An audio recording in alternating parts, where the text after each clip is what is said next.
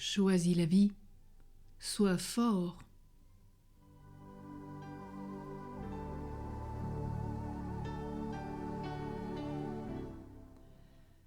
Un homme ne pleure pas.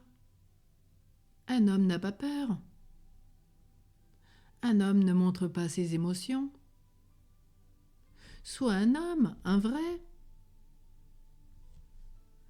Autant d'injonctions et tant d'autres que les garçons entendaient à l'époque où cette forme de virilité était nécessaire à la guerre.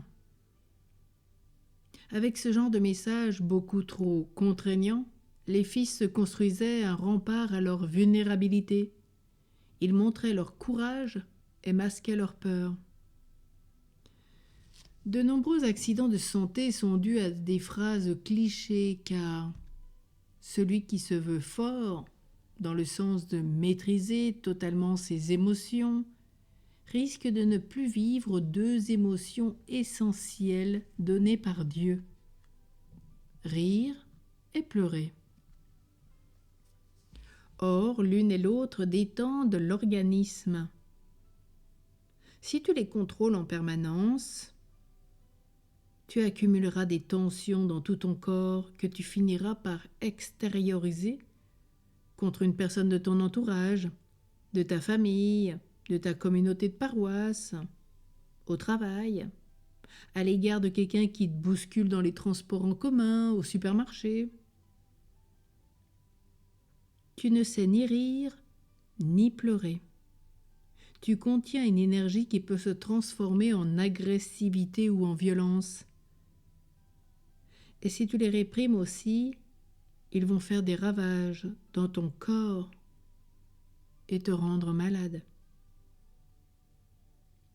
N'oublie pas que la vulnérabilité et les émotions sont belles, à condition de les canaliser, de les orienter, sans pour autant leur mettre une digue qui les retient constamment.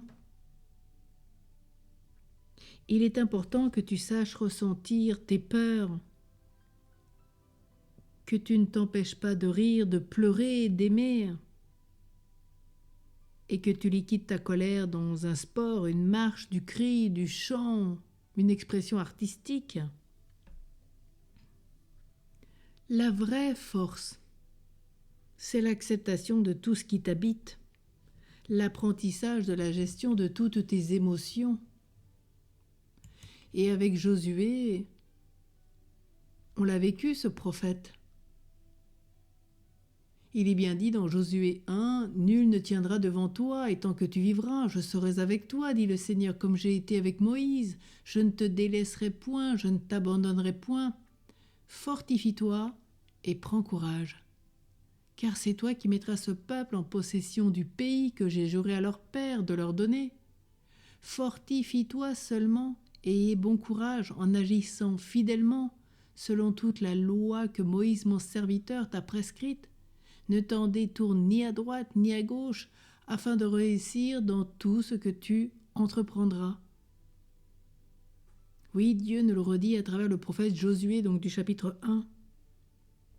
Cette vraie force, c'est comme Josué, accepter tout ce qui nous habite, l'apprentissage de la gestion des émotions, être dans la joie de la victoire, comme Josué.